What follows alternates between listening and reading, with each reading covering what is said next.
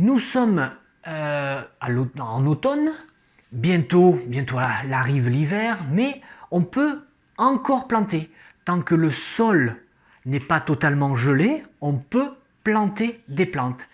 Et dans cette vidéo, je vais vous donner 3 éléments qui vont vous permettre de choisir votre plante grimpante pour qu'elle soit jolie, magnifique et qu'elle pousse bien et vite.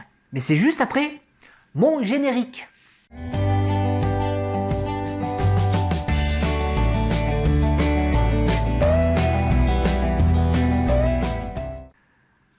Alors, ces 3 moyens, ces 3 éléments importants dans le choix d'une plante grimpante. Le premier choix, le premier élément, c'est de savoir pourquoi on va planter une plante grimpante. Pour quelle utilisation? Est-ce que c'est pour décorer? Est-ce que c'est pour cacher? Est-ce que c'est pour meubler, par exemple, le sol ou faire un couvert végétal? Alors, je reviens. Si, par exemple, vous décidez de couvrir un mur qui est pas très joli, qui est pas sympa, qui pour l'instant vous voulez pas le refaire, je peux vous comprendre, il n'y a pas de problème. Vous pouvez trouver une plante qui va simplement venir couvrir ce mur-là, simplement. Alors,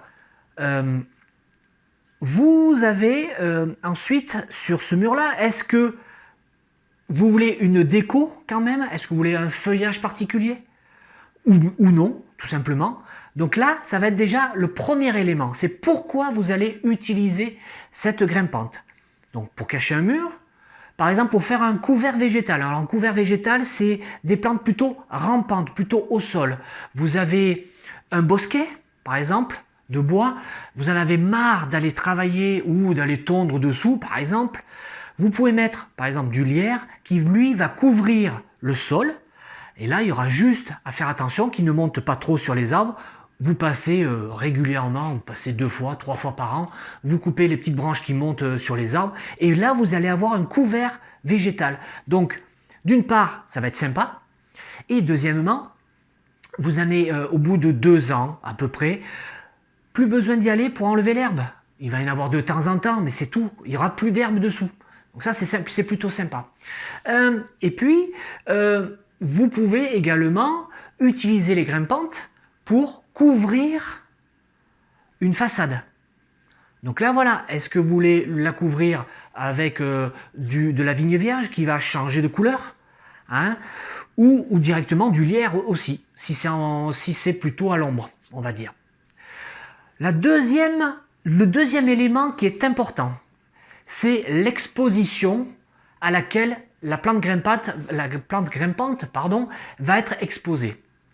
L'exposition, c'est si vous avez un mur plein soleil, plein sud, vous allez éviter de mettre du lierre. Le lierre aura tendance plutôt à griller le bout des points, le bout des feuilles, pardon, je vais y arriver, le bout des feuilles va griller.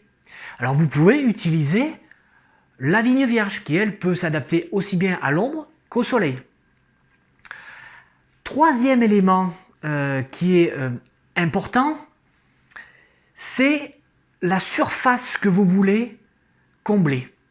Si vous voulez faire une façade en vigne vierge, là, la vigne vierge va être imposante, va être importante, elle va pousser énormément. Donc, si la surface est grande, cette plante va aller. Si c'est plus petit, il va falloir choisir une autre plante. Voilà, c'est comme pour cacher un mur, c'est comme pour ensuite, pareil pour le sol, hein, pour le couvert végétal.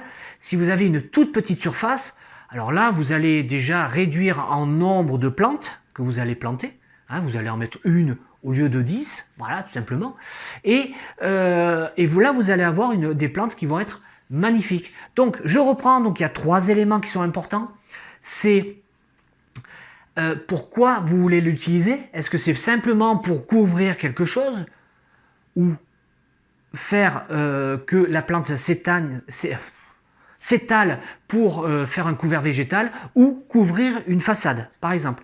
Deuxième élément, c'est l'exposition au soleil, à l'ombre. Et le troisième élément, c'est la surface que vous voulez cacher. Voilà. Donc avec ces trois éléments, vous pouvez découvrir facilement votre plante grimpante que vous allez planter maintenant ou au printemps, tout simplement.